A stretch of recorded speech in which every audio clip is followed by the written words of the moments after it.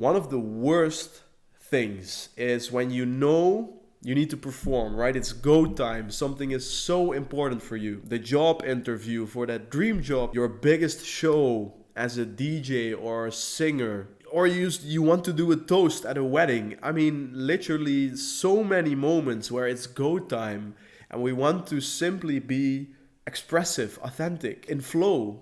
We want to function as 100% us, but there is something that fucking kills that. This little voice that persuades you, gets you in your head, out of your flow state, even gets you performance anxiety or panic attacks for some men. You want to build something, and there will be high performance moments where it's simply time to go. Genuinely, I've told all my clients the same thing, and there hasn't been one occasion where this didn't solve it. And for some occasions even changed their lives as they were experiencing panic attacks, heavy performance anxiety. If you want to perform at your 100%, regardless of the environment, at any moment, you need to watch this video.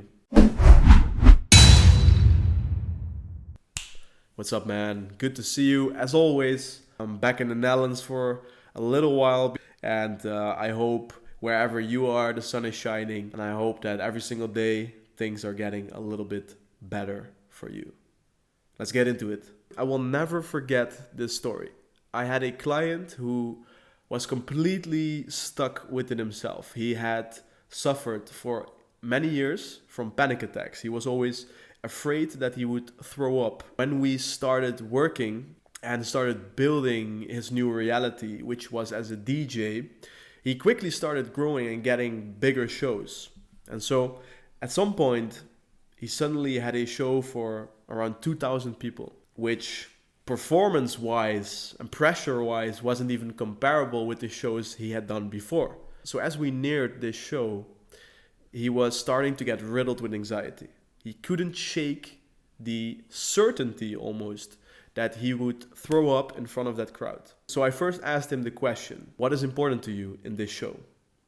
And he started naming a list of, well, this will be the first real moment where I get to shoot content for my Instagram. It will be super important, right, to be on this big stage and I have all this content. It's super important that I do well in this location because it could get me more shows in this location.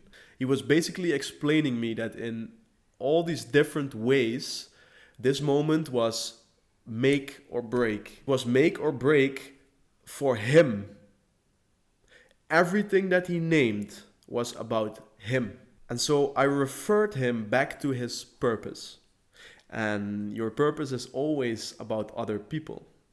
And this very evening would have been the biggest opportunity to express his purpose, which was about creating love and connection between people. And so over the course of a few days, we started changing the narrative from I, me, my self-interest, the results for me, to the results for them. The fact that these people are here and they are ready to enjoy the music and to feel the connection and love that is in this room.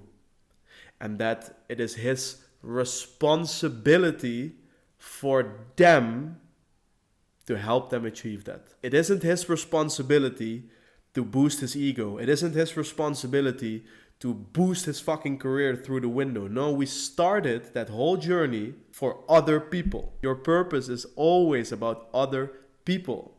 You cannot have a mission on this planet that is about your self-interest, that is about your image or how you look on Instagram or how much money you have in the bank. That's not a purpose. That's not a mission, man. And there's nothing wrong with these kind of goals, but it cannot be the baseline. It cannot be the purpose.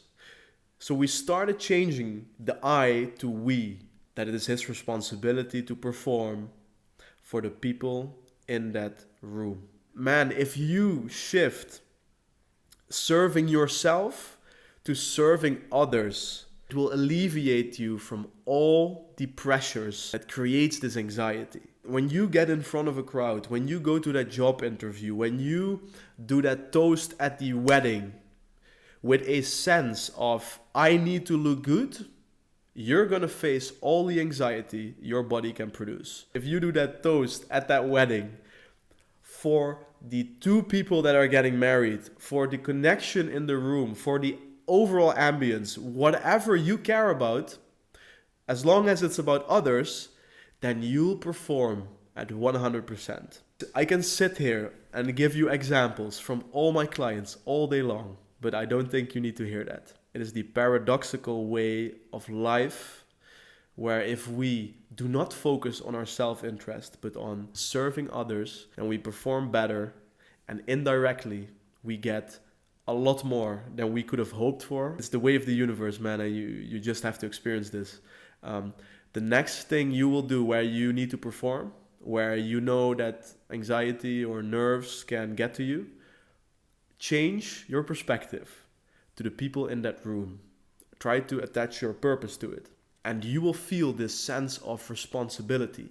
I have no time to care about the fact that my hands are shaking a little bit, that my heart rate is a little higher. Man, I don't have time for this because I need to go, because I need to serve other people. And just a little side tip, view that heart rate and that these nerves, that anxiety, view it as excitement with the breath. So start breathing very deeply and imagine that you're fucking excited, that you cannot wait to get on the stage, that you cannot wait to get into that job interview. This is a simple neurological hack that really does work.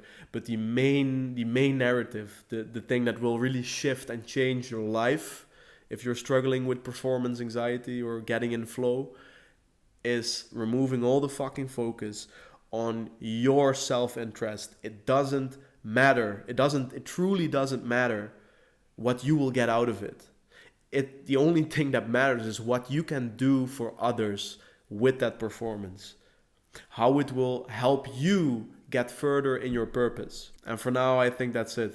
See you in the next one.